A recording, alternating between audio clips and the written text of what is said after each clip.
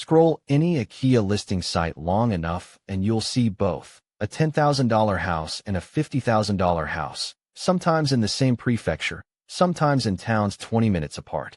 The gap isn't random, and it isn't really about size or location the way it would be almost anywhere else.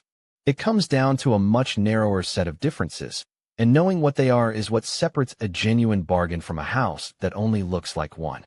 A house priced at $10,000 is almost always signaling one thing. The seller expects the buyer to do serious work and expects it soon.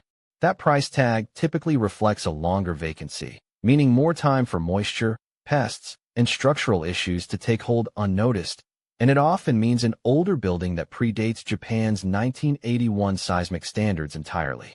The inspection on a house like this isn't optional paperwork. It's the only way to find out whether you bought a renovation project or a demolition, and the difference in outcome can be six figures either way. A $50,000 Akiya usually isn't 5 times better in any single visible way. What it usually buys is fewer unknowns, a shorter vacancy period, meaning less time for hidden damage to compound, or a building constructed after the 2000 seismic revision, which meaningfully outperformed the 1981 standard in real earthquake data. Sometimes it simply means the current owner already handled the roof or the foundation, the two repairs that are hardest and most expensive to fix after the fact. None of that shows up in a listing photo. It shows up in the inspection report and the construction date. The good news is that none of this requires guessing. The construction date is on the registry, and it tells you immediately which side of the 1981 and 2000 seismic lines the house falls on. How long it's been vacant is usually something the listing agent or the local Akiya bank can tell you directly, and it's worth asking outright rather than assuming from the photos. In the inspection, the $300 to $500 report this channel keeps coming back to is what turns probably fine or probably a problem into an actual number you can put next to the purchase price before you commit to either house. Renovation costs on a Japanese Akiya commonly run 3 to 5 times the purchase price, sometimes more, which means the $40,000 gap between these two houses can shrink or vanish entirely once renovation starts.